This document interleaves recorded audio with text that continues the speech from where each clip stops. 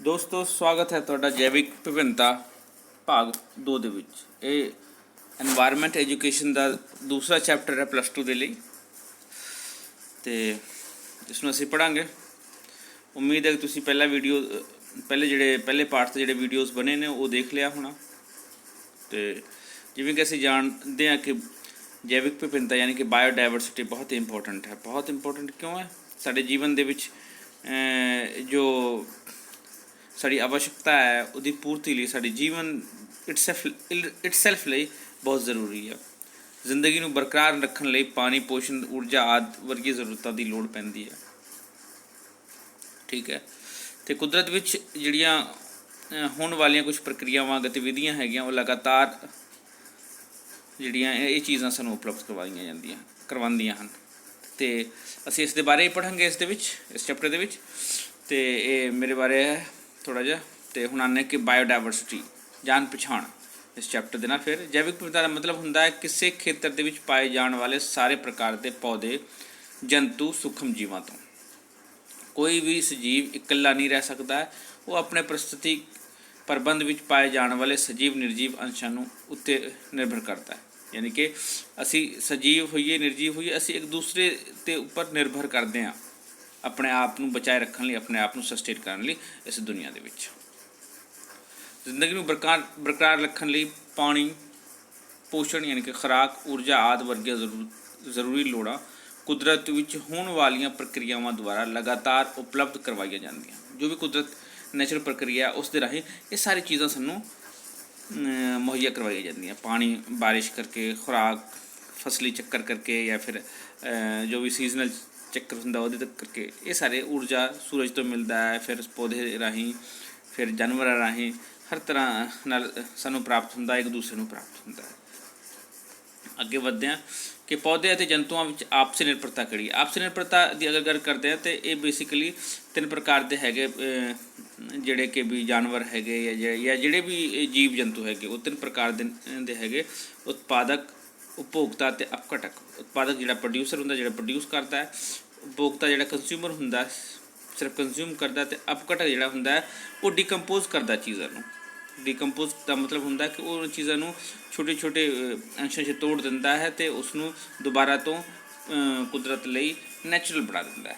तो ये है इहदे बेसिस ते असीं देखते हैं कि 3 तरह के प्राणी पाए जाते हैं, जीव जंतु पाए जाते हैं इस पृथ्वी ते। एक है शाकाहारी जिहड़े कि सिर्फ शाकाहारी प्रोडक्ट खाते यानी कि घाह या फल फ्रूट वगैरह खाते। दूसरे मांसाहारी जिहड़े कि सिर्फ मांस खाते, दूसरे जानवरों को मार के खाते, दूसरे जीवों को मार के खाते। तीसरे सर्व आहारी जिवें कि मनुख है, मनुख सर्व आहारी विच आ जाता है। तो ये 3 तरह के जंतु है। अपन याद रखना चाहिए कि उत्पादक, उपभोक्ता, अपघटक, शाकाहारी, मांसाहारी तो सर्व आहारी इन्हां दे बारे इत्थे कुछ डायग्राम 1 डायग्राम 2 देखो तुहानूं पता लग जाएगा। इहदे विच किहड़े सर्व आहारी है, किहड़े उत्पादक है, किहड़े प्रोड्यूसर है, राइट, किहड़े उपभोक्ता है कंज्यूमर है, किहड़े अपघटक यानी कि डिकंपोजर है। इसी तरह किहड़े शाकाहारी ते मांसाहारी ते सर्वाहारी है इन्हां जंतुओं चों। अगे चलते हैं पौधों ते जंतुओं विचाले आपसी निर्भरता। पौधों ते जंतुओं का आवास स्थान जिहड़ा है पौधे वातावरण नूं सुखावां बनाते हैं, भौंखोर नूं घट करते हैं। ये पौधे की वैल्यू है। पौधे जंतुओं के आवास स्थान नंबर 1, वातावरण नूं वधिया बनाते हैं, ये बैलेंस मेनटेन करते हैं, ऑक्सीजन छड्डदे ने ते कार्बन डाइऑक्साइड लेंदे ने, भौंखोर नूं घट करते हैं। जमीन दे विच जदों पौधे लगे होणगे तो जमीन नूं ग्रिप करके पकड़ के भी रखते हैं। उस तो बाद तापमान नूं नियमित करने में सहयोग देंगे हैं पौधे। तो हड़ तो बचाव करते हैं, तो पानी चक्कर में सहायक भी होंगे हैं। जंतुओं के पोषक हैं, जंतुओं के रक्षक भी है। जंतु के रहिंदे हैं जीव जंतु जिन्ने भी जंगलों च पौधों च रहिंदे हैं। कुछ पंछियां पौधों च रहिंदे हैं तो जानवर जंगलों च रहिंदे हैं। तो ये सारे लिए पौधे बड़े इंपॉर्टेंट रोल अदा करते हैं। इस तरीके नाल पौधे जिहड़ा है जंतुओं के लिए एक रक्षा का काम करते हैं। फल फ्रूट तो लैके खाण पाण तो लैके हर एक चीज़ लिए सहायक होंगे हैं। तो इन्हों के आपसी निर्भरता है। उस तो बाद अगे पढ़ते हैं कि पंछी ਅਤੇ तितली परागण में मदद करते हैं। पौधों का परागण किद्दां होएगा? परागण का मतलब है कि किद्दां बीज ਦੇ ਵਿੱਚ ਉਚਿਤ ਵਾਤਾਵਰਣ ਪੈਦਾ ਕਰਦੇ ਹਨ ਜਾਂ ਫਿਰ ਉਚਿਤ ਜਗ੍ਹਾ 'ਤੇ ਲੈ ਕੇ ਜਾਂਦੇ ਹਨ, ਜਿਹਦੇ ਨਾਲ ਕਿ ਉਸ ਦੇ ਵਿੱਚ ਦੁਬਾਰਾ ਤੋਂ ਅੰਕੁਰ ਫੁੱਟਦਾ ਹੈ ਅਤੇ ਦੁਬਾਰਾ ਉਹ ਦਰਖਤ ਬੂਟਿਆਂ ਦਾ ਅਤੇ ਪੌਦਿਆਂ ਦਾ ਰੂਪ ਧਾਰਨ ਕਰਦੇ ਹਨ। ਉਸ ਤੋਂ ਬਾਅਦ ਪੰਛੀ ਅਤੇ ਥਣਦਾਰੀ ਬੀਜਾਂ ਅਤੇ ਫਲਾਂ ਨੂੰ ਖਿੰਡਾਉਣ ਵਿੱਚ ਵੀ ਸਹਾਇਕ ਹੁੰਦੇ ਹਨ। ਪੰਛੀ ਇੱਕ ਜਗ੍ਹਾ ਤੋਂ ਲੈ ਕੇ ਦੂਸਰੀ ਜਗ੍ਹਾ ਫਲ ਫੁੱਲ ਲੈ ਕੇ ਜਾਂਦੇ ਹਨ ਅਤੇ ਉਹ ਬੀਜ ਦੂਸਰੀ ਜਗ੍ਹਾ ਖਿੰਡ ਜਾਂਦੇ ਹਨ। ਇਸ ਤਰ੍ਹਾਂ ਥਣਦਾਰੀ ਖਾਂਦੇ ਜਾਂਦੇ ਹਨ, ਕਈ ਬੀਜ ਉਹ ਨਿਗਲ ਲੈਂਦੇ ਹਨ ਅਤੇ ਉਹਦੇ ਨਿਗਲੇ ਹੋਏ ਜਿਹੜਾ ਗੋਬਰ ਵਗੈਰਾ ਤੋਂ ਦੂਸਰੀ ਜਗ੍ਹਾ ਉਹਦਾ ਪੌਦਾ ਬਣਦਾ ਹੈ। ਉਸ ਤੋਂ ਬਾਅਦ ਜੰਤੂਆਂ ਦੁਆਰਾ ਰੂਪਾਂਤਰ ਜਾਂ ਨਕਲ ਉਤਾਰਨਾ, ਇਹ ਵੀ ਹੈ ਕਿਸ ਤਰ੍ਹਾਂ ਦੂਸਰੀ ਚੀਜ਼ਾਂ ਦਾ ਇਹ ਨਕਲ ਉਤਾਰਦੇ ਹਨ। ਅਤੇ ਉਸ ਤੋਂ ਬਾਅਦ ਹੈ ਇਹ ਕਿੱਦਾਂ ਹੁੰਦਾ ਹੈ, ਪੌਦੇ ਅਤੇ ਜੰਤੂ ਆਪਸ ਦੇ ਵਿੱਚ ਕਿਸ ਤਰ੍ਹਾਂ ਇੱਕ ਦੂਸਰੇ ਲਈ ਸਹਾਇਕ ਹੁੰਦੇ ਹਨ। ਅਤੇ ਇਹ ਹੈ ਕਿ ਵੀ ਜੈਵਿਕ ਸਮੁਦਾਇ ਦੇ ਕੁਛ ਮੈਂਬਰ ਆਪਣੀ ਸ਼ਕਲ, ਆਕਾਰ, ਬਣਤਰ ਜਾਂ ਵਰਤਾਓ ਦਾ ਰੂਪਾਂਤਰਨ ਕਰ ਲੈਂਦੇ ਹਨ, ਤਾਂ ਕੁਛ ਜੰਤੂਆਂ ਜਾਂ ਨਿਰਜੀਵ ਵਸਤਾਂ ਵਰਗੇ ਲੱਗਣ ਲੱਗ ਪੈਂਦੇ ਹਨ। ਇਹ ਆਪਣੇ ਆਪ ਨੂੰ ਸੁਰੱਖਿਅਤ ਰੱਖਣ ਲਈ ਇੱਦਾਂ ਕਰਦੇ ਆ ਤਾਂ ਕਿ ਆਪਣੇ ਸ਼ਿਕਾਰ ਖੋਰ ਤੋਂ ਆਪਣੇ ਆਪ ਨੂੰ ਬਚਾ ਸਕਣ। ਇਸ ਨੂੰ ਨਕਲ ਉਤਾਰਨਾ ਕਿਹਾ ਜਾਂਦਾ। ਇਹ ਸਾਰੇ ਫੈਕਟਰ ਹੈਗੇ। ਹੁਣ ਭੋਜਨ, ਸਥਾਨ ਸੰਭਾਲ, ਪ੍ਰਜਨਨ ਆਦਿ ਲਈ ਇੱਕ ਦੂਜੇ 'ਤੇ ਨਿਰਭਰ ਕਰਦੇ ਹਨ। ਅਤੇ ਇਹ ਸਾਰੇ ਜਿਹੜੇ ਜੀਵ ਜੰਤੂ ਹੈ, ਪੌਦੇ ਹੈਗੇ, ਇਹ ਇੱਕ ਦੂਸਰੇ ਲਈ ਕਿਵੇਂ ਹੈਗੇ ਕਿ ਇੱਕ ਦੂਸਰੇ ਦੇ ਪੌਦੇ ਲਈ ਮਤਲਬ ਇੱਕ ਦੂਸਰੇ ਦੇ ਭੋਜਨ ਲਈ ਸਹਾਇਕ ਹਨ, ਇੱਕ ਦੂਸਰੇ ਦੇ ਸਥਾਨ ਸੰਭਾਲ ਵਿੱਚ ਸਹਾਇਕ ਹਨ, ਇੱਕ ਦੂਸਰੇ ਦੇ ਪ੍ਰਜਨਨ ਲਈ ਸਹਾਇਕ ਹਨ ਅਤੇ ਇਸ ਲਈ ਇੱਕ ਦੂਸਰੇ 'ਤੇ ਸਾਰੇ ਨਿਰਭਰ ਹੈਗੇ। ਅੱਗੇ ਚੱਲਦੇ ਜਾਤੀਆਂ ਦੀਆਂ ਅੰਤਰਕਿਰਿਆਵਾਂ। ਜਾਤੀਆਂ ਦੀਆਂ ਅੰਤਰਕਿਰਿਆਵਾਂ ਆਪਸ 'ਚ ਹੁੰਦੀਆਂ ਰਹਿੰਦੀਆਂ। ਇਹ ਅਗਰ ਦੇਖਦੇ ਹਾਂ ਤਾਂ ਪੌਦੇ ਦੇ ਅਤੇ ਜੰਤੂ ਭੋਜਨ, ਸਥਾਨ ਸੰਭਾਲ, ਪ੍ਰਜਨਨ ਆਦਿ ਲਈ ਇੱਕ ਦੂਸਰੇ 'ਤੇ ਨਿਰਭਰ ਕਰਦੇ ਹਨ। ਇਸੇ ਪ੍ਰਕਾਰ ਸਮੁਦਾਇ ਵਿੱਚ ਜਾਤੀਆਂ ਦੀ ਜਿਹੜੀ ਹੈ ਜਨਸੰਖਿਆ ਹੈ, ਸਾਂਭ ਸੰਭਾਲ ਜਾਂ ਭੋਜਨ ਪ੍ਰਾਪਤੀ ਜਾਂ ਜੀਵਨ ਚੱਕਰ ਦਾ ਕੁਝ ਭਾਗ ਪੂਰਾ ਕਰਨ ਲਈ ਇੱਕ ਦੂਜੇ ਨਾਲ ਅੰਤਰਕਿਰਿਆਵਾਂ ਕਰਦੇ ਹਨ ਇੱਕ ਸਮੁਦਾਇ ਦੇ ਵਿੱਚ। ਅਤੇ ਇੱਕ ਦੂਜੇ 'ਤੇ ਨਿਰਭਰਤਾ ਦੋ ਪ੍ਰਕਾਰ ਦੇ ਹੋ ਸਕਦੇ ਹਨ ਇਹਨਾਂ ਦੀ ਇਹ ਸਮੁਦਾਇ ਦੇ ਵਿੱਚ। ਇਹ ਹੈ ਲਾਭਦਾਇਕ ਅਤੇ ਨੁਕਸਾਨਦਾਇਕ, ਯਾਨੀ ਕਿ ਬੈਨੀਫੀਸ਼ੀਅਲ ਔਰ ਪੋਜ਼ੀਟਿਵ ਇਹਨੂੰ ਕਿਹਾ ਜਾਂਦਾ ਹੈ, ਅਤੇ ਹਾਨੀਕਾਰਕ ਅਤੇ ਨਕਾਰਾਤਮਕ ਕਿਹਾ ਜਾਂਦਾ। ਸਪੀਸੀਜ਼ ਆਪਸ 'ਚ ਇੰਟਰੈਕਸ਼ਨ ਕਰਦੇ ਕਿਸ ਤਰ੍ਹਾਂ, ਹਾਨੀਕਾਰਕ ਅਤੇ ਜਿੱਦਾਂ ਕਿ ਇੱਕ ਦੂਸਰੇ ਨੂੰ ਖਾ ਲੈਣਾ, ਸ਼ਿਕਾਰ ਕਰ ਲੈਣਾ, ਅਤੇ ਲਾਭਦਾਇਕ ਇੱਕ ਦੂਸਰੇ ਨੂੰ ਪ੍ਰੋਟੈਕਸ਼ਨ ਪ੍ਰਦਾਨ ਕਰਨਾ। ਇਹਨੂੰ ਆਪਾਂ ਜੇ ਡਿਟੇਲ 'ਚ ਕਰੀਏ ਤਾਂ ਲਾਭਦਾਇਕ ਜਾਂ ਸਕਾਰਾਤਮਕ ਜਿਹੜੇ ਬੈਨੀਫਿਟ ਹੈਗੇ ਉਹ ਕੀ ਹੈਗੇ, ਉਹ ਹੈ ਕਿ ਜਿੱਦਾਂ ਕਿ ਸਭ ਤੋਂ ਪਹਿਲਾਂ ਆਪਸਦਾਰੀ ਹੈ। ਆਪਸਦਾਰੀ ਨੂੰ ਆਪਾਂ ਸਹਿਜੀਵਤਾ ਵੀ ਕਵਾਂਗੇ, ਔਰ ਇਹ ਅਹਿਸਾਨਪੂਰਵਕ ਲਾਭਦਾਇਕ ਅੰਤਰਕਿਰਿਆ ਹੁੰਦੀਆਂ ਹਨ। ਵੱਡੀ ਮਾਤਰਾ ਵਿੱਚ ਇਸ ਤੋਂ ਇੱਕ ਦੂਸਰੇ ਨੂੰ ਲਾਭ ਪਹੁੰਚਦੀਆਂ ਦੋਵੇਂ ਜਾਤੀ ਭੌਤਿਕ ਤੌਰ 'ਤੇ ਇੱਕ ਦੂਜੇ ਦੀ ਬਹੁਤ ਨੇੜੇ ਹੁੰਦੇ ਹਨ ਅਤੇ ਇਹਨੂੰ ਸਹਿਜੀਵਤਾ ਕਹਿੰਦੇ ਹਨ, ਆਪਸੀ ਸਹਿਹੋਂਦ ਕਹਿੰਦੇ ਹਨ। ਜਿਵੇਂ ਕਿ ਲਾਇਕਨ ਦਾ ਸਰੀਰ ਜਿਹੜਾ ਉੱਲੀ ਦੁਆਰਾ ਬਣੀ ਇੱਕ ਰਚਨਾ ਹੁੰਦੀ ਹੈ, ਜਿਸ ਦੇ ਸੈੱਲ ਵਿੱਚ ਕਾਈ ਦਬੀ ਪਈ ਹੁੰਦੀ ਹੈ। ਕਾਈ ਪ੍ਰਕਾਸ਼ ਸੰਸ਼ਲੇਸ਼ਣ ਦੁਆਰਾ ਭੋਜਨ ਤਿਆਰ ਕਰਦੀ ਹੈ ਅਤੇ ਉੱਲੀ ਇਸ ਨੂੰ ਖਣਿਜ ਅਤੇ ਸਿਲ ਪ੍ਰਦਾਨ ਕਰਦੀ ਹੈ। ਇਸ ਤਰੀਕੇ ਨਾਲ ਇੱਕ ਦੂਸਰੇ 'ਤੇ ਡਿਪੈਂਡ ਹੁੰਦੇ ਕਾਈ ਅਤੇ ਉੱਲੀ। ਇਸੇ ਤਰ੍ਹਾਂ ਰਾਈਜ਼ੋਬੀਅਮ ਨਾਂ ਦਾ ਜੀਵਾਣੂ ਫਲੀਦਾਰ ਪੌਦਿਆਂ ਦੀਆਂ ਜੜ੍ਹਾਂ ਵਿੱਚ ਗੰਢਾਂ ਬਣਾਉਂਦਾ ਹੈ। ਪੌਦੇ ਤੋਂ ਜੀਵਾਣੂ ਨੂੰ ਭੋਜਨ ਅਤੇ ਰਹਿਣ ਲਈ ਸਥਾਨ ਮਿਲਦਾ ਹੈ ਅਤੇ ਬਦਲੇ ਵਿੱਚ ਇਹ ਜੀਵਾਣੂ ਵਾਯੂਮੰਡਲ ਨਾਈਟ੍ਰੋਜਨ ਦਾ ਸਥਿਰੀਕਰਨ ਕਰਕੇ ਮੇਜ਼ਬਾਨ ਯਾਨੀ ਕਿ ਪੌਦੇ ਨੂੰ ਜਿਹਦੇ ਸਰੀਰ ਤੋਂ ਉਹਨੇ ਆਪਣੀ ਜਗ੍ਹਾ ਬਣਾਈ ਹੈ ਉਸਨੂੰ ਪੌਦੇ ਨੂੰ ਦਿੰਦਾ ਹੈ। ਇਸ ਤਰੀਕੇ ਨਾਲ ਇਹ ਹੁੰਦਾ ਆਪਸਦਾਰੀ, ਇਹਨੂੰ ਮਿਊਚੁਅਲਿਜ਼ਮ ਕਿਹਾ ਜਾਂਦਾ ਹੈ। ਇੱਕ ਦੂਸਰੇ ਤੋਂ ਇਸ ਨੂੰ ਬੈਨੀਫਿਟ ਮਿਲਦਾ ਹੈ, ਯਾਨੀ ਕਿ ਜਿਹੜਾ ਮੇਜ਼ਬਾਨ ਹੈ, ਜਿਹੜਾ ਮਹਿਮਾਨ ਹੈ, ਯਾਨੀ ਕਿ ਜਿਹਦੇ ਸਰੀਰ 'ਤੇ ਉਹ ਚੀਜ਼ ਹੈ ਤਾਂ ਉਹ ਇੱਕ ਦੂਸਰੇ ਨੂੰ ਆਪਸ 'ਚ ਬੈਨੀਫਿਟ ਦਿੰਦੇ ਹਨ। ਦੂਸਰਾ ਹੈ ਸਹਿਭੋਜ ਕਮੈਂਸਲਿਜ਼ਮ। ਕਮੈਂਸਲਿਜ਼ਮ ਹੁੰਦਾ ਹੈ ਕਿ ਵੀ ਇੱਕ ਜਾਤੀ ਇਹ ਦੋ ਜਾਤੀਆਂ ਦਾ ਅਜਿਹਾ ਰਿਸ਼ਤਾ ਹੈ ਜਿਸ ਵਿੱਚ ਇੱਕ ਨੂੰ ਲਾਭ ਪੁੱਜਦਾ ਹੈ ਪਰੰਤੂ ਦੂਸਰੀ ਜਾਤੀ ਨੂੰ ਨਾ ਕੋਈ ਲਾਭ ਹੈ ਅਤੇ ਨਾ ਹੀ ਹਾਨੀ ਹੈ। ਲਾਭਪਾਤਰੀ ਜੀਵ ਨੂੰ ਸਹਿਭੋਜੀ ਕਹਿੰਦੇ ਹਨ। ਉਦਾਹਰਣ ਲਈ ਸੰਘਣੇ ਜੰਗਲਾਂ ਵਿੱਚ ਜਿੱਥੇ ਧਰਤੀ ਤੱਕ ਕਾਫੀ ਮਾਤਰਾ ਵਿੱਚ ਸੂਰਜ ਦੀ ਰੋਸ਼ਨੀ ਨਹੀਂ ਪਹੁੰਚਦੀ ਹੈ, ਆਰਕਿਡ ਹੋਰ ਜਾਤੀ ਦੇ ਦਰਖਤਾਂ ਉੱਪਰ ਉੱਗਦੇ ਹਨ। ਅਤੇ ਆਰਕਿਡ ਨੂੰ ਕਾਫੀ ਮਾਤਰਾ ਵਿੱਚ ਸੂਰਜ ਦੀ ਰੋਸ਼ਨੀ ਪ੍ਰਾਪਤ ਹੁੰਦੀ ਹੈ ਪਰੰਤੂ ਦਰਖਤ ਨੂੰ ਨਾ ਕੋਈ ਲਾਭ ਹੈ ਅਤੇ ਨਾ ਹਾਨੀ। ਕਮਰਸ਼ਲਿਜ਼ਮ ਦਾ ਇਹ ਪਿਕਚਰ 'ਚ ਵੀ ਤੁਸੀਂ ਦੇਖ ਸਕਦੇ ਹੋ। Commensalism is a type of relationship between two living organism in which one organism benefits from the other without harming it. ਜਿਵੇਂ ਕਿ tree frog use plants as protection ਲਈ ਯੂਜ਼ ਕਰਦਾ ਹੈ ਅਤੇ ਵਿਦਾਊਟ ਕਿਸੇ ਹਾਰਮ ਤੋਂ। ਉਸ ਤਰੀਕੇ ਨਾਲ cattle egrets eat the insect stirred up by the cattle when they are grazing। ਤੇ ਇਹ ਜਿਹੜੇ ਕੈਟਲ ਦੇ ਵਿੱਚ ਜਿਹੜੇ ਇਨਸੈਕਟਸ ਹੁੰਦੇ ਨੇ ਉੱਪਰ, ਉਹ ਇਹ ਜਿਹੜਾ ਇਗਲਟਸ ਹੈ ਪਕਸ਼ੀ ਇਹ ਖਾਂਦਾ ਹੈ। ਇਸੇ ਤਰੀਕੇ ਨਾਲ ਆਪਾਂ ਦੇਖਦੇ ਕਿਸ ਤਰੀਕੇ ਨਾਲ ਇਹ ਕਮਰਸ਼ਲਿਜ਼ਮ ਸਹਿਭੋਜ ਰਾਹੀਂ ਇੱਕ ਨੂੰ ਫਾਇਦਾ ਹੁੰਦਾ ਤੇ ਦੂਸਰੇ ਨੂੰ ਨੁਕਸਾਨ ਨਹੀਂ ਹੁੰਦਾ ਹੈ, ਤੇ ਦੂਸਰੇ ਨੂੰ ਈਵਨ ਇਨਫੈਕਟ ਰਾਹਤ ਹੀ ਮਿਲਦੀ, ਜਿਵੇਂ ਕਿ ਕੈਟਲ ਨੂੰ ਰਾਹਤ ਮਿਲਦੀ ਹੈ ਉਹ ਕੀੜੇ ਜਿਹੜੇ ਸਰੀਰ 'ਤੇ ਛੋਟੇ ਛੋਟੇ ਪਿੱਸੂ ਪਏ ਹੁੰਦੇ ਉਹ ਖਾਣ ਨਾਲ ਦੂਸਰੇ, ਜਾਂ ਫਿਰ ਜਦੋਂ ਉਹ ਮੂਵ ਕਰਦੇ ਤੇ ਉਹ ਘਾਹ ਘੂ ਖਾਂਦੇ ਤਾਂ ਉੱਥੇ ਜਿਹੜੇ ਕੀੜੇ ਕੂੜੇ ਹੁੰਦੇ ਉਹ ਮੂਵਮੈਂਟ ਨਾਲ ਵੀ ਉੱਥੇ ਨਿਕਲ ਪੈਂਦੇ ਆ ਮਿੱਟੀ 'ਚੋਂ, ਤੇ ਉਹ ਵੀ ਇਹ ਖਾਂਦੇ ਨੇ, ਅਤੇ ਇਹਦੇ ਨਾਲ ਕੈਟਲ ਦਾ ਕੋਈ ਨੁਕਸਾਨ ਨਹੀਂ ਹੁੰਦਾ, ਇਹਨਾਂ ਦਾ ਇਗਲਟ ਦਾ ਫਾਇਦਾ ਹੀ ਹੁੰਦਾ।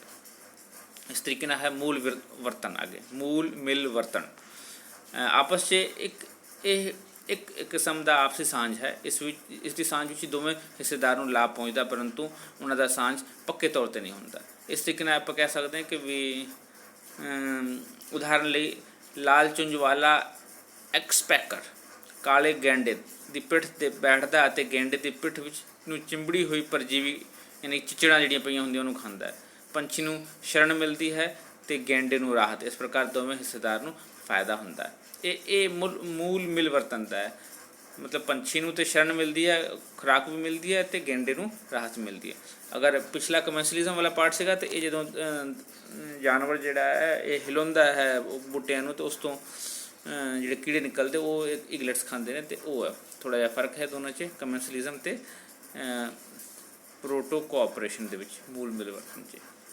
ਇਹ ਸੀਗੇ ਸਾਡੇ ਫਾਇਦੇ, ਲਾਭਦਾਇਕ ਜਾਂ ਸਕਾਰਾਤਮਕ ਜਿਹੜਾ ਰਿਸ਼ਤਾ ਹੁੰਦਾ ਆਪਸ ਦੇ ਵਿੱਚ। ਉਹ ਹੁਣ ਚੱਲਦੇ ਹਾਂ ਅੱਗੇ, ਹਾਨੀਕਾਰਕ ਜਾਂ ਨਕਾਰਾਤਮਕ ਰਿਸ਼ਤਾ, ਹਾਰਮਫੁਲ। ਇਹਦਾ ਮਤਲਬ ਹੁੰਦਾ ਸਭ ਤੋਂ ਪਹਿਲਾਂ ਕਿ ਵੀ ਨੁਕਸਾਨਦੇਹ ਹੈ। ਇਸ ਦਾ ਮਤਲਬ ਕਿ ਪਹਿਲੇ ਦੇਖੀਏ ਸ਼ਿਕਾਰਖੋਰਤਾ। ਸ਼ਿਕਾਰਖੋਰਤਾ ਮਤਲਬ ਹੁੰਦਾ ਕਿ ਪ੍ਰੇਡੇਸ਼ਨ ਮਤਲਬ ਪ੍ਰੇ, ਸ਼ਿਕਾਰ ਹੁੰਦਾ ਪ੍ਰੇ, ਅਤੇ ਇੱਕ ਜਾਨਵਰ ਦੂਸਰੇ ਨੂੰ ਖਾਂਦਾ ਹੈ, ਦਿਸ ਇਜ਼ ਕਾਲਡ ਪ੍ਰੇਡੇਸ਼ਨ, ਯਾਨੀ ਕਿ ਔਰ ਜਾਂ ਫਿਰ ਇਹਨੂੰ ਸ਼ਿਕਾਰਖੋਰਤਾ ਆਪਾਂ ਪੰਜਾਬੀ 'ਚ ਕਹਾਂਗੇ। ਇਸ ਪ੍ਰਕਾਰ ਦੀ ਸਾਂਝ ਵਿੱਚ ਇੱਕ ਜਾਤੀ ਨੂੰ ਜਿਸ ਨੂੰ ਕਿ ਸ਼ਿਕਾਰਖੋਰ ਆਖਦੇ ਹਨ, ਦੂਸਰੀ ਜਾਤੀ ਨੂੰ ਮਾਰਦੀ ਹੈ ਜਿਸ ਨੂੰ ਕਿ ਸ਼ਿਕਾਰ ਆਖਦੇ ਹਨ।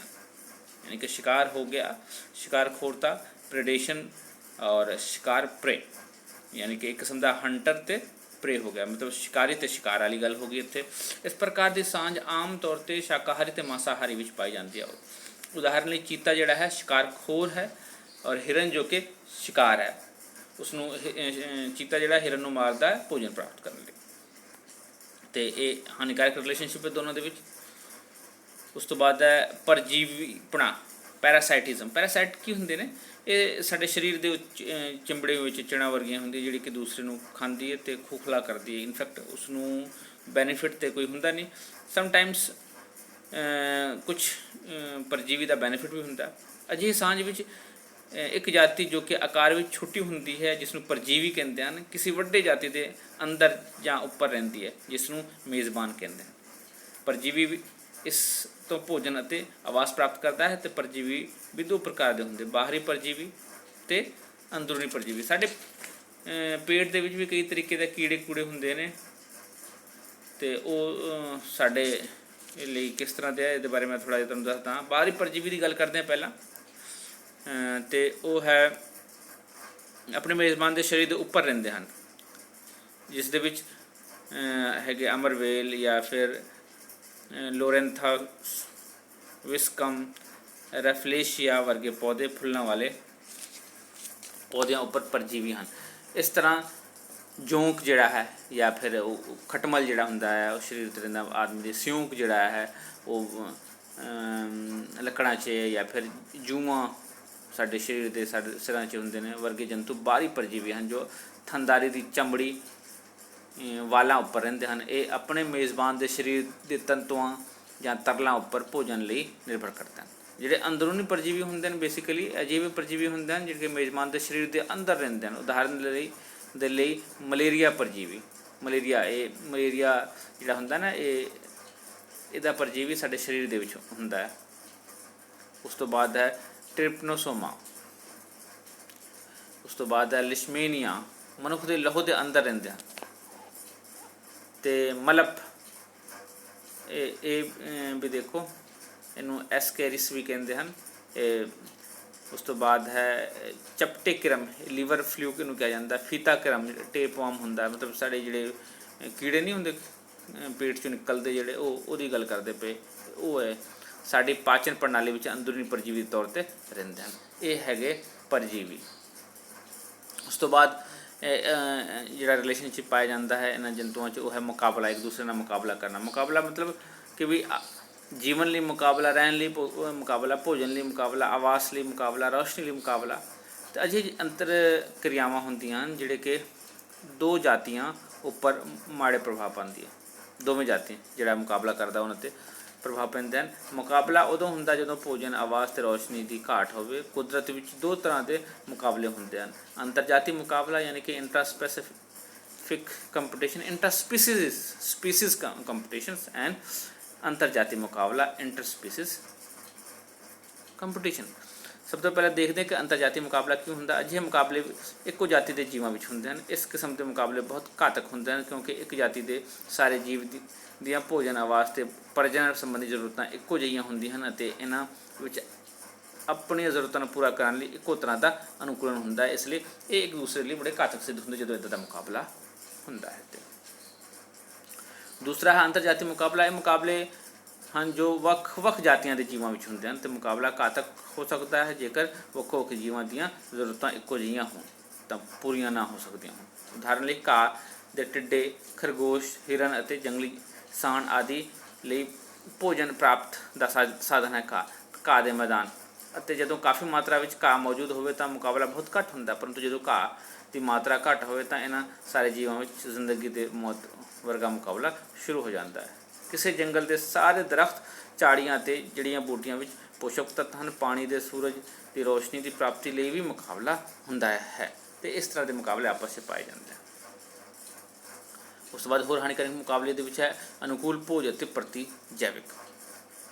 ਅਨੁਕੂਲ ਭੋਜ ਅਤੇ ਪ੍ਰਤੀ ਜੈਵਿਕ ਯਾਨੀ ਕਿ ਐਮੈਂਸਿਲਿਜ਼ਮ ਐਂਡ ਐਂਟੀਬਾਇਸਿਸ। ਇਹ ਇੱਕ ਅਸਥਾਨ ਨਾਲ ਸੰਬੰਧਿਤ ਸਾਂਝ ਹੁੰਦੀ ਹੈ ਜਿਸ ਵਿੱਚ ਇੱਕ ਜਨਸੰਖਿਆ ਦਾ ਵਾਧਾ ਰੁਕ ਜਾਂਦਾ ਹੈ ਜਦੋਂ ਕਿ ਦੂਸਰੀ ਤਰ੍ਹਾਂ ਦੀ ਜਨਸੰਖਿਆ ਉੱਪਰ ਕੋਈ ਪ੍ਰਭਾਵ ਨਹੀਂ ਪੈਂਦਾ। ਉਦਾਹਰਨ ਲਈ ਉੱਚੇ ਦਰਖਤ ਆਪਣੇ ਹੇਠ ਉੱਗਣ ਵਾਲੇ ਛੋਟੇ ਪੌਦਿਆਂ ਦੇ ਵਾਧੇ ਨੂੰ ਰੋਕ ਦਿੰਦਾ ਹੈ ਕਿਉਂਕਿ ਛੋਟੇ ਪੌਦੇ ਨੂੰ ਉਚਿਤ ਮਾਤਰਾ ਵਿੱਚ ਰੌਸ਼ਨੀ ਪ੍ਰਾਪਤ ਨਹੀਂ ਹੁੰਦੀ ਹੈ ਜਿਸ ਦੇ ਕਾਰਨ ਉਹ ਬਚ ਸਕਦੇ ਹਨ। ਇਹ ਅਨੁਕੂਲ ਭੋਜ ਅਤੇ ਪ੍ਰਤੀਜੈਵਿਕ ਦੇ ਐਗਜ਼ਾਮਪਲ ਹਨ। ਪ੍ਰਤੀਜੈਵਿਕ ਅਜਿਹੀ ਕਿਸਮ ਦਾ ਅਨੁਕੂਲ ਭੋਜ ਹੈ ਜਿਸ ਵਿੱਚ ਇੱਕ ਜਾਤੀ ਆਪਣੇ ਜ਼ਹਿਰੀਲੇ ਉਤਪਾਦ ਰਾਹੀਂ ਦੂਸਰੀ ਜਾਤੀ ਨੂੰ ਨੁਕਸਾਨ ਪਹੁੰਚਾਉਂਦੀ ਹੈ ਅਤੇ ਉਹ ਉਹਨਾਂ ਦੁਆਰਾ ਉਪਜਾਏ ਰਸਾਇਣਿਕ ਜਾਂ ਜ਼ਹਿਰੀਲੇ ਪਦਾਰਥਾਂ ਨੂੰ ਐਲੋ ਰਸਾਇਣਿਕ ਜਾਂ ਐਲੋਮੋਨਸ ਕਹਿੰਦੇ ਹਨ। ਉਦਾਹਰਨ ਲਈ ਇੱਕ ਪੈਨੀਸੀਲੀਅਮ ਨੋਟੇਟਸ ਜਾਂ ਨੋਟੇਟਮ ਨਾਂ ਦੀ ਉੱਲੀ ਤੋਂ ਪੈਨੀਸੀਲੀਅਮ ਦਾ ਨਾਂ ਦਾ ਪਦਾਰਥ ਮਿਲਦਾ ਹੈ ਜੋ ਬਹੁਤ ਸਾਰੇ ਜੀਵਾਣੂਆਂ ਦੇ ਵਾਧੇ ਨੂੰ ਰੋਕਦਾ ਹੈ। ਕੁਝ ਖਾਸ ਪ੍ਰਕਾਰ ਦੀਆਂ ਕਾਈਆਂ ਜਿਵੇਂ ਕਿ ਨੀਲੀ, ਹਰੀ ਅਤੇ ਲਾਲ ਕਾਈ ਕੁਝ ਕਿਸਮ ਦੇ ਰਸਾਇਣ ਪੈਦਾ ਕਰਦੇ ਹਨ ਜੋ ਮੱਛੀਆਂ ਲਈ ਜ਼ਹਿਰੀਲੇ ਹੁੰਦੇ ਹਨ। ਇਸ ਤਰੀਕੇ ਨਾਲ ਅਸੀਂ ਦੇਖਦੇ ਹਾਂ ਕਿਸ ਤਰੀਕੇ ਨਾਲ ਇਹ ਇਹਨਾਂ ਦੇ ਵਿੱਚ ਆਪਸ 'ਚ ਹਾਨੀਕਾਰਕ ਰਿਲੇਸ਼ਨਸ਼ਿਪ ਵੀ ਸਟੈਬਲਿਸ਼ ਹੁੰਦੇ ਹਨ। ਅੱਗੇ ਚੱਲਦੇ ਹਾਂ, ਜੈਵਿਕ ਵਿਭਿੰਨਤਾ ਦੀ ਆਰਥਿਕ ਸਮਰੱਥਾ ਦੀ ਗੱਲ ਕਰਦੇ ਹਾਂ ਕਿ ਜੈਵਿਕ ਵਿਭਿੰਨਤਾ ਦੀ ਸਾਡੇ ਲਈ ਆਰਥਿਕ ਤੌਰ 'ਤੇ ਕੀ ਫਾਇਦੇ ਹਨ, ਆਰਥਿਕ ਤੌਰ 'ਤੇ ਲਾਭ ਕੀ ਹੈ। ਅਗਰ ਇਸ ਦੀ ਗੱਲ ਕਰਦੇ ਹਾਂ ਤਾਂ ਪੌਦਿਆਂ ਦੀ ਪਹਿਲਾਂ ਆਰਥਿਕ ਸਮਰੱਥਾ ਦੀ ਗੱਲ ਕਰਦੇ ਹਾਂ ਕਿ ਪੌਦਿਆਂ ਦੀ ਆਰਥਿਕ ਸਮਰੱਥਾ ਕੀ। ਪੌਦਿਆਂ ਤੋਂ ਸਾਨੂੰ ਇਮਾਰਤੀ ਲੱਕੜੀ ਮਿਲਦਾ ਹੈ, ਪੌਦਿਆਂ ਤੋਂ ਸਾਨੂੰ ਭੋਜਨ ਮਿਲਦਾ ਹੈ, ਜੜੀ ਬੂਟੀ ਮਿਲਦੇ ਹੈ ਯਾਨੀ ਕਿ ਸਾਡੇ ਦਵਾਈਆਂ ਲਈ। ਉਸ ਤੋਂ ਬਾਅਦ ਸੈਰ ਸਪਾਟੇ ਲਈ ਇਹ ਜਗ੍ਹਾ ਵੀ ਮਿਲਦਾ ਹੈ। ਉਸ ਤੋਂ ਬਾਅਦ ਅਗਰ ਜੰਤੂਆਂ ਦੀ ਗੱਲ ਕਰੀਏ ਤਾਂ ਜੰਤੂਆਂ ਦੀ ਆਰਥਿਕ ਮਹੱਤਤਾ ਕੀ ਹੈ ਕਿ ਕਿੱਦਾਂ ਸਾਨੂੰ ਫਾਇਦਾ ਮਿਲਦਾ। ਜਿੱਦਾਂ ਕਿ ਮੱਛੀ ਤੋਂ ਆਪਾਂ ਮੱਛੀ ਉਤਪਾਦਨ ਕਰਦੇ ਹਾਂ, ਮੱਛੀ ਪਾਲਣ ਕਰਦੇ ਹਾਂ, ਵੇਚਦੇ ਹਾਂ, ਉਸ ਤੋਂ ਫਾਇਦਾ ਕਮਾਉਂਦੇ ਹਾਂ। ਮੁਰਗੀ ਪਾਲਣ ਕਰਦੇ ਹਾਂ, ਉਸ ਤੋਂ ਫਾਇਦਾ ਕਮਾਉਂਦੇ ਹਾਂ। ਭੇਡ ਬੱਕਰੀ ਪਾਲਣ ਹੈ। ਉਸ ਤੋਂ ਬਾਅਦ ਜਾਨਵਰ ਢੋਆ ਢਾਈ ਦੇ ਸਾਧਨ ਦੇ ਲਈ ਵੀ ਇਸਤੇਮਾਲ ਕਰਦੇ ਨੇ। ਇਸ ਤਰੀਕੇ ਨਾਲ ਜੰਤੂਆਂ ਦੀ ਇਹ ਆਰਥਿਕ ਸਮਰੱਥਾ ਹੈ। ਅੱਗੇ ਚੱਲਦੇ ਇਹ ਦੇਖੋ ਕਿਸ ਤਰ੍ਹਾਂ ਊਠ ਰੇਗਿਸਤਾਨ ਦੇ ਵਿੱਚ ਯੂਜ਼ ਹੁੰਦਾ, ਕਿਸ ਤਰ੍ਹਾਂ ਮੱਛੀ ਦਾ ਵਪਾਰ ਚੱਲਦਾ, ਮਾਰਕੀਟ ਹੈ। ਭਾਰਤ ਇੱਕ ਵੱਡੀ ਵਿਭਿੰਨਤਾ ਵਾਲਾ ਦੇਸ਼ ਹੈ। ਅਗਰ ਭਾਰਤ ਦੀ ਗੱਲ ਕਰਦੇ ਹਾਂ ਤਾਂ ਭਾਰਤ ਇੱਕ ਵੱਡੀ ਵਿਭਿੰਨਤਾ ਵਾਲਾ ਦੇਸ਼ ਹੈ। ਭਾਰਤ ਵਿੱਚ ਜੰਗਲੀ ਪੌਦਿਆਂ ਦੀ ਵੀ ਵਿਭਿੰਨਤਾ ਹੈ, ਭਾਰਤ ਵਿੱਚ ਘਰੇਲੂ ਪੌਦਿਆਂ ਦੀ ਵਿਭਿੰਨਤਾ, ਭਾਰਤ ਦੇ ਵਿੱਚ ਜੰਗਲੀ ਜਾਨਵਰ ਦੀ ਵਿਭਿੰਨਤਾ, ਭਾਰਤ ਦੇ ਵਿੱਚ ਘਰੇਲੂ ਜਾਨਵਰਾਂ ਦੀ ਵੀ ਵਿਭਿੰਨਤਾ ਹੈ। ਜੇਕਰ ਭਾਰਤ ਦੇ ਵਿੱਚ ਜੰਗਲੀ ਪੌਦਿਆਂ ਦੀ ਵਿਭਿੰਨਤਾ ਦੀ ਗੱਲ ਕਰੀਏ ਤਾਂ ਇਸ ਦੇ ਵਿੱਚ ਅਸੀਂ ਦੇਖਦੇ ਹਾਂ ਕਿ ਜੀਵਾਣੂ ਜਿਹੜਾ ਹੈ ਇਹਨਾਂ ਦੀ ਜਾਤੀਆਂ ਦੀ ਗੱਲ ਕਰਦੇ ਤੇ ਜੀਵਾਣੂ ਜਿਹੜਾ ਹੈ ਸੰਸਾਰ ਦੇ ਵਿੱਚ, ਪੂਰੇ ਸੰਸਾਰ ਦੇ ਵਿੱਚ ਇਹ 2700 ਕਿਸਮ ਦੀ ਹੈ, ਜਿਹਦੇ ਵਿੱਚ 850 ਇੰਡੀਆ 'ਚ ਪਾਏ ਜਾਂਦੇ ਆ। ਕਾਈ ਜਿਹੜਾ ਹੈ ਪੂਰੀ ਦੁਨੀਆ ਦੇ ਵਿੱਚ 1 ਲੱਖ ਤੋਂ ਵੀ ਵੱਧ ਹੈ, ਇੰਡੀਆ 'ਚ 23,000 ਕਿਸਮਾਂ ਪਾਈਆਂ ਜਾਂਦੀਆਂ। ਉੱਲੀਆਂ ਤਕਰੀਬਨ 1.5 ਲੱਖ ਤੋਂ ਵੀ ਵੱਧ ਹੈ ਤੇ ਇੰਡੀਆ ਦੇ ਵਿੱਚ 12,500 ਪਾਈ ਜਾਂਦੀਆਂ। ਉਸ ਇਸੇ ਤਰੀਕੇ ਨਾਲ ਨੰਗੇ ਬੀਜ ਪੌਦੇ 720 ਪੂਰੀ ਦੁਨੀਆ 'ਚ ਤੇ ਇੰਡੀਆ 'ਚ 64 ਤਰ੍ਹਾਂ ਦੇ ਪਾਏ ਜਾਂਦੇ ਹਨ। ਕੁੱਲ ਫੁੱਲਦਾਰ ਪੌਦੇ ਦੀ ਗੱਲ ਕਰੀਏ ਤਾਂ ਪੂਰੇ ਵਰਲਡ ਦੇ ਵਿੱਚ 4,65,000 ਕਰੀਬ ਹੈਗੇ ਤੇ ਇੰਡੀਆ ਦੇ ਵਿੱਚ ਤਕਰੀਬਨ 30,000 ਦੇ ਕਿਸਮ ਦੇ ਪਾਏ ਜਾਂਦੇ। ਉਸ ਤੋਂ ਬਾਅਦ ਫੁੱਲਦਾਰ ਪੌਦੇ ਦੀ ਗੱਲ ਕਰਦੇ ਹਾਂ, ਇਹ ਤਕਰੀਬਨ 2.5 ਲੱਖ ਹੈ ਤੇ ਇੰਡੀਆ ਦੇ ਵਿੱਚ 15,000 ਕਿਸਮ ਦੇ ਪਾਏ ਜਾਂਦੇ ਹਨ। ਇਹ ਅਗਰ ਜੰਗਲੀ ਪੌਦਿਆਂ ਦੀ ਗੱਲ ਕਰਦੇ ਹਾਂ ਤੇ ਭਾਰਤ ਦੇ ਵਿੱਚ ਇਸੇ ਤਰੀਕੇ ਨਾਲ ਭਾਰਤ ਵਿੱਚ ਘਰੇਲੂ ਪੌਦਿਆਂ ਦੀ ਵਿਭਿੰਨਤਾ ਦੀ ਜੇ ਗੱਲ ਕਰੀਏ ਤੇ ਭਾਰਤ ਵਿੱਚ ਫਸਲਾਂ ਦੀ ਗੱਲ ਕਰਦੇ ਹਾਂ ਤੇ 66 ਜਾਤੀਆਂ ਪਲੱਸ 320 ਜੰਗਲੀ ਜਾਤੀਆਂ ਤੋਂ ਬਣਾਈਆਂ ਜਾਤੀਆਂ ਵੀ ਭਾਰਤ ਵਿੱਚ ਪਾਈ ਜਾਂਦੀਆਂ। ਉਸ ਤੋਂ ਬਾਅਦ ਫਲ ਦੀ ਗੱਲ ਕਰਦੇ ਹਾਂ ਤਾਂ 104 ਜਾਤੀਆਂ ਹੈਗੀਆਂ ਫਲ ਦੀਆਂ। ਮਸਾਲੇ ਦੀ ਗੱਲ ਕਰੀਏ ਤਾਂ 21 ਜਾਤੀਆਂ ਹੈਗੀਆਂ। ਦਾਲਾਂ ਅਤੇ ਸਬਜ਼ੀਆਂ 55 ਜਾਤੀਆਂ ਦੇ ਹੈਗੇ। ਰੇਸ਼ੇ 24 ਜਾਤੀਆਂ ਦੇ ਤੇ ਤੇਲ ਦੇਣ ਵਾਲੇ ਬੀਜ 12 ਜਾਤੀਆਂ ਦੇ ਹੈਗੇ, 12 ਕਿਸਮ ਦੇ। ਐਨ ਵੱਡੀ ਵਿਭਿੰਨਤਾ ਵਾਲੀਆਂ ਫਸਲਾਂ ਜਿਵੇਂ ਕਿ ਚਾਵਲ ਹੈ, ਕਣਕ ਹੈ, ਗੰਨਾ ਹੈ, ਫਲੀਦਾਰ ਪੌਦੇ ਹਨ, ਨਿੰਬੂ ਜਾਤੀ ਲੌਂਗ ਹੈ, ਇਹਨਾਂ ਦੀ ਵੀ ਵਿਭਿੰਨਤਾ ਬਹੁਤ ਪਾਈ ਜਾਂਦੀ ਹੈ। ਉਸ ਤੋਂ ਇਲਾਵਾ ਅਗਰ ਜੰਗਲੀ ਜਾਨਵਰਾਂ ਦੀ ਗੱਲ ਕਰਦੇ ਹਾਂ ਤਾਂ ਜੀਵਾਣੂਆਂ ਦੀ ਕਿਸਮਾਂ ਪੂਰੇ ਸੰਸਾਰ ਦੇ ਵਿੱਚ 2700 ਕਿਸਮ ਦੇ ਹੈਗੇ ਤੇ ਭਾਰਤ ਦੇ ਵਿੱਚ 850 ਕਿਸਮ ਦੇ ਜੀਵਾਣੂ ਪਾਏ ਜਾਂਦੇ ਹਨ। ਥਣਦਾਰੀ ਪੂਰੇ ਵਰਲਡ 'ਚ ਹੈਗੇ 4,232 ਤੇ ਇੰਡੀਆ 'ਚ 372 ਪਾਏ ਜਾਂਦੇ। ਪੰਛੀ 9,026 ਹੈਗੇ ਤੇ 1,228 ਕਿਸਮ ਦੇ ਇੰਡੀਆ 'ਚ ਪਾਏ ਜਾਂਦੇ ਹਨ। ਉਸ ਤੋਂ ਬਾਅਦ ਮੱਛੀਆਂ ਪੂਰੇ ਵਰਲਡ ਦੇ ਵਿੱਚ 21,723 ਹੈ ਤੇ ਇੰਡੀਆ 'ਚ 2,546 ਕਿਸਮ ਦੇ ਪਾਈ ਜਾਂਦੀਆਂ ਹਨ। ਉਸ ਤੋਂ ਬਾਅਦ ਕੀਟ ਤੇ ਅਰੇੜਦਾਰੀ ਪੂਰੇ ਦੁਨੀਆ ਦੇ ਵਿੱਚ ਤਕਰੀਬਨ 9 ਲੱਖ ਕਿਸਮ ਦੇ ਹੈਗੇ ਤੇ ਇੰਡੀਆ 'ਚ 5 ਲੱਖ ਤੋਂ ਜ਼ਿਆਦਾ ਕਿਸਮਾਂ ਦੇ ਪਾਏ ਜਾਂਦੇ ਨਹੀਂ 57,525 ਕਿਸਮ ਦੇ ਪਾਏ ਜਾਂਦੇ ਹਨ। ਤੇ ਇਸ ਤਰੀਕੇ ਨਾਲ ਅਸੀਂ ਦੇਖਦੇ ਹਾਂ ਕਿ ਵੀ ਭਾਰਤ ਵਿੱਚ ਜੰਗਲੀ ਜਾਨਵਰਾਂ ਦੀ ਬੜੀ ਵਿਭਿੰਨਤਾ। ਇਸੇ ਤਰੀਕੇ ਨਾਲ ਭਾਰਤ ਵਿੱਚ ਘਰੇਲੂ ਅਗਰ ਜੰਤੂਆਂ ਦੀ ਗੱਲ ਕਰਦੇ ਹਾਂ ਤਾਂ ਪਸ਼ੂਆਂ ਦੀ 28 ਕਿਸਮਾਂ ਹੈ। ਇਹਦੇ ਵਿੱਚ 8 ਕਿਸਮਾਂ ਮੱਝਾਂ ਦੀਆਂ ਸਮੇਤ ਹੈਗੀਆਂ। ਉਸ ਤੋਂ ਬਾਅਦ ਭੇਡਾਂ ਦੀਆਂ 24 ਕਿਸਮਾਂ, ਬੱਕਰੀਆਂ ਦੀਆਂ 22 ਕਿਸਮਾਂ, ਊਠ ਦੀਆਂ 8 ਕਿਸਮਾਂ ਤੇ ਘੋੜੇ 6 ਕਿਸਮਾਂ ਦੇ ਤੇ ਗਧੇ 2 ਕਿਸਮਾਂ ਦੇ ਤੇ ਮੁਰਗੀਆਂ 18 ਕਿਸਮਾਂ ਦੀਆਂ ਹੈਗੀਆਂ। ਇਸ ਤਰੀਕੇ ਨਾਲ ਭਾਰਤ ਵਿੱਚ ਇੱਕ ਵੱਡੀ ਵਿਭਿੰਨਤਾ ਪਾਈ ਜਾਂਦੀ ਹੈ। ਅਸੀਂ ਦੇਖਦੇ ਹਾਂ ਇਹ ਕਿਸ ਤਰ੍ਹਾਂ ਜੀਵ ਜੰਤੂਆਂ ਦੀ ਵਿਭਿੰਨਤਾ ਦੀ ਇੱਕ ਪਿਕਚਰ ਹੈ। ਉਸ ਤੋਂ ਬਾਅਦ ਭਾਰਤ ਦੇ ਵੱਖ-ਵੱਖ ਜੈਵ ਭੂਗੋਲਿਕ ਖੇਤਰਾਂ ਵਿੱਚ ਜੰਤੂ ਅਤੇ ਪੌਦੇ ਵਰਗ ਹੈ। ਇਹਨਾਂ ਨੂੰ ਵੰਡਿਆ ਗਿਆ, ਕਿੰਨੇ ਵਰਗ 'ਚ ਵੰਡਿਆ ਗਿਆ, ਉੱਥੇ ਅਲੱਗ-ਅਲੱਗ ਤਰ੍ਹਾਂ ਦੇ ਪੌਦੇ ਪਾਏ ਜਾਂਦੇ ਹਨ। ਤੁਸੀਂ ਆਪਣੀ ਕਿਤਾਬ ਵਿੱਚ ਦੇਖੋਗੇ ਤੇ ਇਸ ਨੂੰ 10 ਭੂਗੋਲਿਕ ਖੇਤਰਾਂ 'ਚ ਵੰਡਿਆ ਗਿਆ ਤੇ ਅਲੱਗ-ਅਲੱਗ ਖੇਤਰ ਹੈਗੇ ਤੇ ਇੱਥੇ ਭਾਰਤ ਦਾ ਨਕਸ਼ਾ ਬਣਾ ਕੇ ਨਾਲ ਪਹਾੜੀ ਵਗੈਰਾ ਦਿਖਾ ਕੇ ਇਸ ਨਕਸ਼ੇ 'ਚ ਇਸ ਨੂੰ ਦਰਸਾਇਆ ਗਿਆ। ਸਭ ਤੋਂ ਪਹਿਲਾਂ ਹਿਮਾਲਿਆ ਦੇ ਵਿੱਚ ਆਪਾਂ ਕਰਦੇ ਹਾਂ ਤੇ ਇਸ ਭਾਰਤ ਦੇ 10 ਭੂਗੋਲਿਕ ਖੇਤਰ ਦੀ ਵੰਡ ਕੀਤਾ ਗਿਆ 1988 ਦੇ ਵਿੱਚ ਰੋਜ਼ਰਸ ਅਤੇ ਪਨਵਰ ਦੁਆਰਾ wildlife institute of India ਵਿਖੇ ਇਸ ਨੂੰ ਕੀਤਾ ਗਿਆ ਸੀਗਾ। ਸਭ ਤੋਂ ਪਹਿਲਾਂ ਜਿਹੜਾ ਉੱਚੇ ਹਿਮਾਲਿਆ ਹੈਗੇ ਉਸ ਨੂੰ ਟਰਾਂਸ ਹਿਮਾਲਿਆ ਕਿਹਾ ਜਾਂਦਾ, ਉਹ ਵਾਲਾ ਏਰੀਆ ਹੈਗਾ। ਦੂਸਰਾ ਹੈ ਹਿਮਾਲਿਆ ਦਾ ਏਰੀਆ। ਤੀਸਰਾ ਹੈ ਭਾਰਤੀ ਮਰੂਥਲੀ ਖੇਤਰ ਯਾਨੀ ਕਿ ਰਾਜਸਥਾਨ ਦੇ ਨਾਲ ਲੱਗਦੇ ਏਰੀਆ। ਉਸ ਤੋਂ ਬਾਅਦ ਅਰਧ ਐਰਿਡ ਏਰੀਆ। ਚੌਥਾ ਅਰਧ ਐਰਿਡ ਏਰੀਆ ਜਿਹੜਾ ਹੁੰਦਾ ਹੈ ਕਿ ਇਹ ਮੱਧ ਭਾਰਤ ਆ ਜਾਂਦਾ ਹੈ। ਉਸ ਤੋਂ ਬਾਅਦ ਹੈ ਪੱਛਮੀ ਘਾਟ। ਪੱਛਮੀ ਘਾਟ ਜਿਹੜਾ ਹੈ ਮਹਾਰਾਸ਼ਟਰ ਤੋਂ ਲੈ ਕੇ ਉੱਥੇ ਕੇਰਲਾ ਤੱਕ ਜਿਹੜੇ ਏਰੀਆ ਹੈਗੇ ਪੱਛਮੀ ਘਾਟ ਉਸ ਨੂੰ ਕਿਹਾ ਜਾਂਦਾ। ਉਸ ਤੋਂ ਬਾਅਦ ਹੈ ਦੱਖਣੀ ਪੈਨਿਨਸੂਲਾ ਜਿਹੜਾ ਸੈਂਟਰਲ ਏਰੀਆ ਹੈ ਦੱਖਣੀ ਭਾਰਤ ਦਾ, ਉਹ ਸਾਰਾ ਆ ਗਿਆ। ਗੰਗਾ ਦਾ ਮੈਦਾਨ ਆ ਗਿਆ। ਗੰਗਾ ਦਾ ਮੈਦਾਨ ਹੈ 7ਵੇਂ ਨੰਬਰ 'ਤੇ। ਇਹ ਹਿਮਾਲਿਆ ਦੇ ਨਾਲ ਲੱਗਦੇ ਸਾਰੇ ਜਿਹੜੇ ਏਰੀਆ ਤੁਸੀਂ ਇਸ ਪਿਕਚਰ 'ਚ ਦੇਖ ਸਕਦੇ ਹੋ।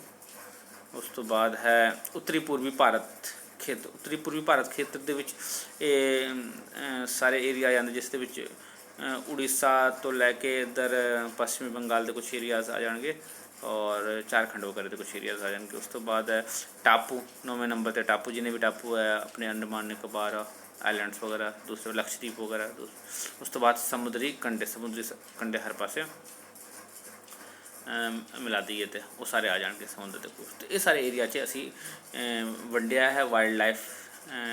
ਇੱਥੇ ਅਲੱਗ-ਅਲੱਗ ਕਿਸਮ ਦੇ ਅਲੱਗ-ਅਲੱਗ ਜਾਤੀਆਂ ਦੀਆਂ ਪਾਏ ਜਾਂਦੀਆਂ ਹਨ ਤੇ ਇਹ ਅਸੀਂ ਵੱਖ-ਵੱਖ ਖੇਤਰ ਦੇ ਜਾਂ ਭੂਗੋਲਿਕ ਖੇਤਰ ਜਿਹੜੇ ਜੰਤੂ ਦੇ ਜਾਂ ਪੌਦਾ ਵਰਗ ਦੇ ਉਸ ਨੂੰ ਆਪਾਂ 10 ਕਿਸਮ 'ਚ ਵੰਡਿਆ। ਇਹ 10 ਕਿਸਮ ਹੈਗੇ, ਤੁਹਾਨੂੰ ਯਾਦ ਰਹੇਗਾ, ਇਹਨੂੰ ਇੱਕ ਵਾਰੀ ਰੱਟ ਲੈਣਾ ਤੁਸੀਂ।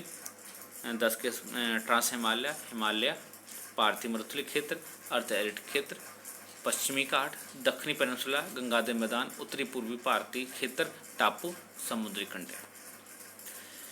ਹੁਣ ਆ ਜਾਂਦੇ ਅੱਗੇ ਪੰਜਾਬ, ਕਿਉਂਕਿ ਅਸੀਂ ਪੰਜਾਬ 'ਚ ਰਹਿੰਦੇ ਤਾਂ ਸਾਡੇ ਪੰਜਾਬ ਨੂੰ ਜਾਣਨਾ ਬੜਾ ਜ਼ਰੂਰੀ ਹੈ। ਪੰਜਾਬ ਰਾਜ ਦਾ ਅਗਰ ਖੇਤਰ ਦੀ ਜਲਵਾਯੂ ਜ਼ੋਨਾਂ ਦੀ ਗੱਲ ਕਰੀਏ ਤਾਂ ਇਹਨੂੰ ਮੁੱਖ ਰੂਪ ਦੇ ਵਿੱਚ 3 ਜਲਵਾਯੂ ਜ਼ੋਨਾਂ 'ਚ ਵੰਡ ਸਕਦੇ ਹਾਂ ਆਪਾਂ। ਅਰਧ ਪਹਾੜੀ ਖੇਤਰ ਜਿਹੜਾ ਕਿ ਹਿਮਾਲਿਆ ਦੇ ਨਾਲ ਲੱਗਦਾ, ਉਸ ਤੋਂ ਬਾਅਦ ਮੈਦਾਨੀ ਭਾਗ, ਔਰ ਉਸ ਤੋਂ ਬਾਅਦ ਦੱਖਣੀ ਪੱਛਮੀ ਖੁਸ਼ਕ ਜਿਹੜਾ ਕਿ ਹਰਿਆਣਾ ਅਤੇ ਰਾਜਸਥਾਨ ਨਾਲ ਲੱਗਦਾ ਏਰੀਆ। ਇਹ 3 ਏਰੀਆ 'ਚ। ਪਰ ਇਸ ਤੋਂ ਇਲਾਵਾ ਵੀ ਅਗਰ ਇਹ 'ਚ ਦੇਖੀਏ ਤਾਂ ਆਪਾਂ ਇਸ ਖੇਤਰ ਨੂੰ ਕਿੰਨੇ ਭਾਗਾਂ 'ਚ ਵੰਡਿਆ, 2 3 5 ਭਾਗਾਂ 'ਚ। ਸੈਂਟਰਲ ਪਲੇਨ ਜ਼ੋਨ, ਉਸ ਤੋਂ ਬਾਅਦ ਹੈ ਸਬ ਮਾਊਂਟੇਨਸ ਏਰੀਆ ਜਿਹੜਾ ਹੈ, ਉਸ ਤੋਂ ਬਾਅਦ ਅੰਡੂਲੇਟਿੰਗ ਪਲੇਨ ਆ ਗਿਆ, ਵੈਸਟਰਨ ਪਲੇਨ ਆ ਗਿਆ, ਉਸ ਤੋਂ ਬਾਅਦ ਵੈਸਟਰਨ ਜ਼ੋਨ ਆ ਗਿਆ। ਅਤੇ ਇਹ ਇਸ ਪਿਕਚਰ 'ਚ ਵੰਡਿਆ ਗਿਆ। ਪਰ ਤੁਸੀਂ ਮੇਨ ਰੂਪ 'ਚ ਇਸ 3 ਨੂੰ ਯਾਦ ਰੱਖਣਾ। ਅਰਧ ਪਹਾੜੀ ਖੇਤਰ ਜਿਹੜਾ ਕਿ ਇੱਧਰ ਗੁਰਦਾਸਪੁਰ ਹੁਸ਼ਿਆਰਪੁਰ ਵਾਲਾ ਖੇਤਰ ਆ ਜਾਂਦਾ, ਉੱਧਰ ਰੋਪੜ ਦਾ ਏਰੀਆ। ਮੈਦਾਨੀ ਭਾਗ ਆ ਗਿਆ, ਜਿਸ ਦੇ ਵਿੱਚ ਜਲੰਧਰ ਔਰ ਲੁਧਿਆਣੇ ਔਰ ਇੱਦਾਂ ਦੇ ਆਪਣੇ ਕਪੂਰਥਲਾ ਵਗੈਰਾ, ਨਵਾਂਸ਼ਹਿਰ ਵਗੈਰਾ ਦਾ ਏਰੀਆ ਆ ਜਾਵੇਗਾ। ਔਰ ਦੱਖਣੀ ਪੱਛਮੀ ਖੁਸ਼ਕ ਖੇਤਰ ਉਹਦੇ 'ਚੋਂ ਫਾਜ਼ਿਲਕਾ ਵਗੈਰਾ, ਬੋਰ ਵਗੈਰਾ, ਬਠਿੰਡੇ ਵਗੈਰਾ ਵਾਲੇ ਹਿੱਸੇ ਆ ਜਾਣਗੇ। ਅੱਗੇ ਚੱਲਦੇ ਆਪਾਂ। ਪੰਜਾਬ ਰਾਜ ਦੇ ਵੱਖ-ਵੱਖ ਜੈਵਿਕ ਭੂਗੋਲਿਕ ਖੇਤਰਾਂ ਵਿੱਚ ਜੰਤੂਆਂ ਦੀ ਅਗਰ ਗੱਲ ਕਰਦੇ ਹਾਂ, ਪੌਦਾ ਵਰਗ ਦੀ ਗੱਲ ਕਰਦੇ ਹਾਂ, ਅਤੇ ਇਸ ਦੇ ਵਿੱਚ ਪੰਜਾਬ ਵਿੱਚ ਜੰਗਲੀ ਪੌਦਿਆਂ ਦੀ ਵਿਭਿੰਨਤਾ ਪਾਈ ਜਾਂਦੀ ਹੈ। ਪੰਜਾਬ ਵਿੱਚ ਘਰੇਲੂ ਪੌਦਿਆਂ ਦੀ ਵਿਭਿੰਨਤਾ ਪਾਈ ਜਾਂਦੀ ਹੈ। ਅਗਰ ਜੰਗਲੀ ਪੌਦਿਆਂ ਦੀ ਵਿਭਿੰਨਤਾ ਦੀ ਗੱਲ ਕਰਦੇ ਹਾਂ ਤਾਂ ਕਾਈਆਂ ਪੰਜਾਬ ਵਿੱਚ 397 ਕਿਸਮ ਦੀਆਂ, ਉੱਲੀ 498 ਕਿਸਮ ਦੀਆਂ, ਲਾਈਕਨ 21 ਕਿਸਮ ਦੀਆਂ, ਉਸ ਤੋਂ ਬਾਅਦ ਬ੍ਰਾਈਓਫਾਈਟਸ 34 ਕਿਸਮ ਦੀਆਂ, ਟੈਰੀਡੋਫਾਈਟਸ 48 ਕਿਸਮ ਦੀਆਂ, ਨੰਗੇ ਬੀਜ ਪੌਦੇ 21 ਕਿਸਮ ਦੇ, ਔਰ ਫੁੱਲਦਾਰ ਪੌਦੇ 1939 ਕਿਸਮ ਦੇ। ਭਾਰਤ ਦੇ ਮੁਕਾਬਲੇ ਅਗਰ ਪੰਜਾਬ ਵਿੱਚ ਜਾਤੀਆਂ ਦੀ ਪ੍ਰਤੀਸ਼ਤਤਾ ਕਹੀਏ ਤਾਂ ਕਾਫੀ ਘੱਟ ਹੈ। ਅਤੇ ਅੱਗੇ ਪੰਜਾਬ ਵਿੱਚ ਜੰਗਲੀ ਜੰਤੂਆਂ ਦੀ ਵਿਭਿੰਨਤਾ ਦੀ ਗੱਲ ਕਰੀਏ ਤਾਂ ਪੰਜਾਬ ਵਿੱਚ ਜੰਗਲੀ ਜੰਤੂਆਂ ਦੀ ਵਿਭਿੰਨਤਾ ਦੀ ਗੱਲ ਕਰੀਏ ਤਾਂ ਪ੍ਰੋਟੋਜ਼ੋਆ 84 ਕਿਸਮ ਦਾ ਹੈ, ਚਪਟੇ ਕਿਰਮ 41 ਕਿਸਮ ਦੇ ਹੈ, ਨੀਮਾਟੋਡਾ 175, ਉਸ ਤੋਂ ਬਾਅਦ ਐਨੀਲੀਡਾ 34 ਕਿਸਮ ਦੇ, ਆਰਥਰੋਪੋਡਾ 1147 ਕਿਸਮ ਦੇ ਹੈਗੇ। ਅਤੇ ਉਸ ਤੋਂ ਬਾਅਦ ਹੈ ਘੋਗਾ ਵਰਗ 85 ਕਿਸਮ ਦਾ ਹੈ, ਮੱਛੀਆਂ 112 ਕਿਸਮ ਦੀ, ਜਲਥਲੀ 15 ਕਿਸਮ ਦੇ, ਰਿੰਗਣ ਵਾਲੇ ਪ੍ਰਾਣੀ 35 ਕਿਸਮ ਦੇ, ਪੰਛੀ ਵਰਗ 442 ਕਿਸਮ ਦੇ, ਥਣਧਾਰੀ 43 ਕਿਸਮ ਦੇ। ਇਸ ਤਰੀਕੇ ਨਾਲ ਇਹਦੀ ਪਰਸੈਂਟੇਜ ਵੀ ਭਾਰਤ ਦੇ ਮੁਕਾਬਲੇ ਅਸੀਂ ਦੇਖਦੇ ਹਾਂ ਅਤੇ ਘੱਟ ਹੈ। ਉਸ ਤੋਂ ਬਾਅਦ ਹੈ ਪੰਜਾਬ ਵਿੱਚ ਪਾਲਤੂ ਜੰਤੂਆਂ ਵਿਚਲੀ ਜਿਹੜੀ ਵਿਭਿੰਨਤਾ ਪਾਈ ਜਾਂਦੀ ਹੈ ਉਹ ਵੀ ਕਾਫੀ ਹੈ। ਪਸ਼ੂਆਂ ਦੀ ਮੌਜੂਦਾ ਕਿਸਮ ਆਪਾਂ ਦੇਖ ਸਕਦੇ ਹਾਂ ਕਿ ਉਹ ਹੈ ਮੌਜੂਦਾ ਕਿਸਮ ਹੈ ਜਰਸੀ, ਹੋਲਸਟਨ, ਅੰਤਰ ਪ੍ਰਜਨਨ ਰਾਹੀਂ ਜਿਹੜੇ ਪੈਦਾ ਹੋਏ। ਉਸ ਤੋਂ ਬਾਅਦ ਦੇਸੀ ਕਿਸਮ ਦੀ ਗੱਲ ਕਰੀਏ ਤਾਂ ਹਰਿਆਣਾ ਅਤੇ ਸਾਹੀਵਾਲ ਹੈ, ਅਤੇ ਖਤਰੇ ਦੇ ਕਗਾਰ 'ਤੇ ਹੈ ਸਾਹੀਵਾਲ। ਉਸ ਤੋਂ ਬਾਅਦ ਭੇਡਾਂ ਦੀ ਗੱਲ ਕਰੀਏ ਤਾਂ ਲੋਹੀ, ਨਲੀ, ਦੇਸ਼ੀ, ਅੰਤਰ ਪ੍ਰਜਨਨ ਜਿਹੜੀ ਹੁੰਦੀ ਉਸ ਦੇ ਨਾਲ ਜਿਹੜੀ ਕਿਸਮਾਂ ਲੋਹੀ, ਨਲੀ, ਦੇਸੀ ਅਤੇ ਲੋਹੀ ਜਿਹੜੀ ਹੈ ਖਤਰੇ ਦੇ ਕਗਾਰ 'ਤੇ ਹੈ। ਘੋੜੇ ਦੀ ਗੱਲ ਕਰਦੇ ਹਾਂ ਤਾਂ ਭੂਤੀਆ ਪ੍ਰਜਨਨ ਖੇਤੀ ਕੰਮਾਂ ਲਈ ਯੂਜ਼ ਹੁੰਦਾ, ਅਤੇ ਹਰੇ ਸਿੰਧੀ, ਮਾਰਵਾਨ, ਕਾਠਵਾੜੀ ਅਤੇ ਭੂਤੀਆ ਦੇਸੀ ਕਿਸਮ ਹੈ ਇਸ ਦੀ, ਅਤੇ ਭੂਤੀਆ ਅਤੇ ਗ੍ਰੇ ਸਿੰਧੀ ਇਹ ਖਤਰੇ ਦੇ ਵਿੱਚ ਹੈ। ਮੱਝ ਦੀ ਗੱਲ ਕਰੀਏ ਤਾਂ ਨੀਲੀ ਰਾਵੀ, ਮੁਰਾਹ ਅਤੇ ਮੁਰਾਹ ਗ੍ਰੇਡਰ, ਮੁਰਾਹ ਨੀਲੀ ਰਾਵੀ ਇਹ ਦੇਸੀ ਕਿਸਮ ਹੈ ਅਤੇ ਖਤਰੇ ਦੀ ਕਗਾਰ 'ਤੇ ਨੀਲੀ ਰਾਵੀ ਹੈ। ਬੱਕਰੀ ਦੀ ਗੱਲ ਕਰੀਏ ਤਾਂ ਦੇਸੀ ਅਤੇ ਬੀਤਲ ਦੇਸੀ ਕਿਸਮ ਹੈ ਅਤੇ ਬੀਤਲ ਖਤਰੇ ਦੇ ਕਗਾਰ 'ਤੇ। ਮੁਰਗੀਆਂ ਦੀ ਗੱਲ ਕਰੀਏ ਤਾਂ ਵਾਈਟ ਲੈਗ ਹਾਰਨ ਅਤੇ ਦੇਸੀ ਇਹ ਹੈ, ਅਤੇ ਪੰਜਾਬ ਬਰਾਊਨ ਇਹ ਦੇਸੀ ਕਿਸਮ ਹੈ। ਇਸ ਤਰੀਕੇ ਨਾਲ ਅਸੀਂ ਦੇਖਦੇ ਹਾਂ ਕਿ ਪੰਜਾਬ ਦੇ ਵਿੱਚ ਵੀ ਵੱਖ-ਵੱਖ ਜੰਤੂ ਪਾਏ ਜਾਂਦੇ। ਅੱਗੇ ਚੱਲਦੇ ਹਾਂ। ਪੰਜਾਬ ਜੈਵਿਕ ਵਿਭਿੰਨਤਾ ਬੋਰਡ, ਇਹਦੀ ਸਥਾਪਨਾ ਕੀਤੀ ਗਈ ਸੀ 2004 ਦੇ ਵਿੱਚ, ਅਤੇ ਇਹਦੇ ਕੰਮ ਕੀ ਹੈ, ਕਾਹਦੇ ਲਈ ਸਥਾਪਨਾ ਕੀਤੀ ਗਈ ਸੀ, ਇਹਦੇ 'ਤੇ ਥੋੜ੍ਹਾ ਜਿਹਾ ਚਾਨਣਾ ਪਾ ਲੈਂਦੇ ਹਾਂ ਅਤੇ ਉਸ ਤੋਂ ਬਾਅਦ ਵੀਡੀਓ ਆਪਾਂ ਖ਼ਤਮ ਕਰਾਂਗੇ। ਵੀਡੀਓ ਆਲਰੇਡੀ ਕਾਫੀ ਲੰਮਾ ਹੋ ਚੁੱਕਾ ਹੈ।